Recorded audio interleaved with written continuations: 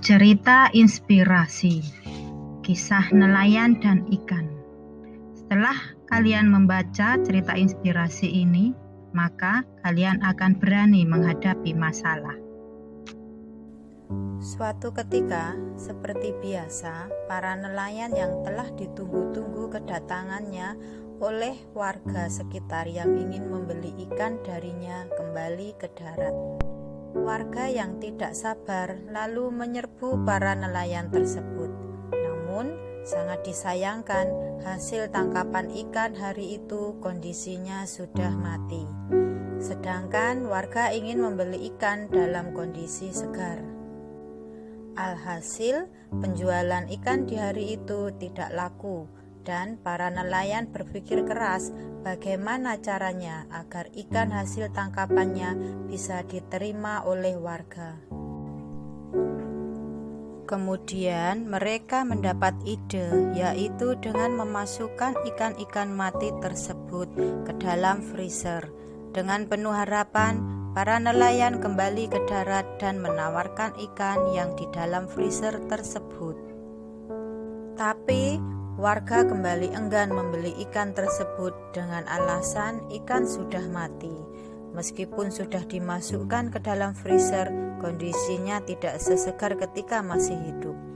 Kemudian, para nelayan pun mencari cara kembali agar warga mau membeli ikan hasil tangkapan mereka dalam kondisi masih hidup.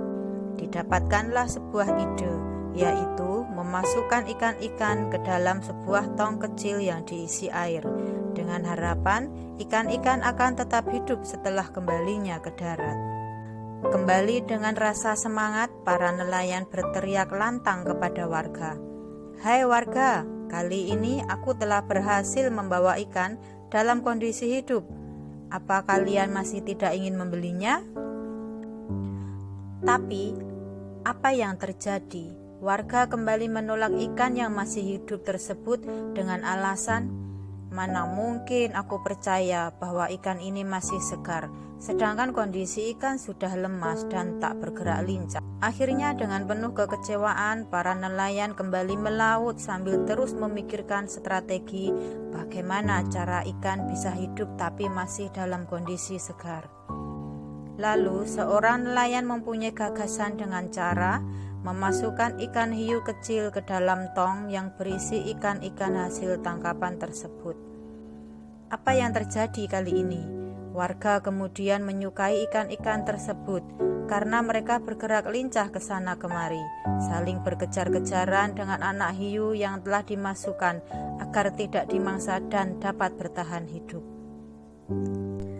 Hikmah: terkadang dalam kehidupan pun kita memerlukan ikan hiu kecil untuk membuat kita terus bergerak, karena diam adalah mati.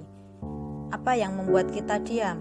Ketika kita tidak mempunyai masalah dan berada pada zona nyaman yang membuat diri kita terlena dengan segala kenyamanan. Bukan berarti kita harus mencari masalah dalam hidup, namun kita menjadi cenderung lebih lengah dalam situasi nyaman tersebut.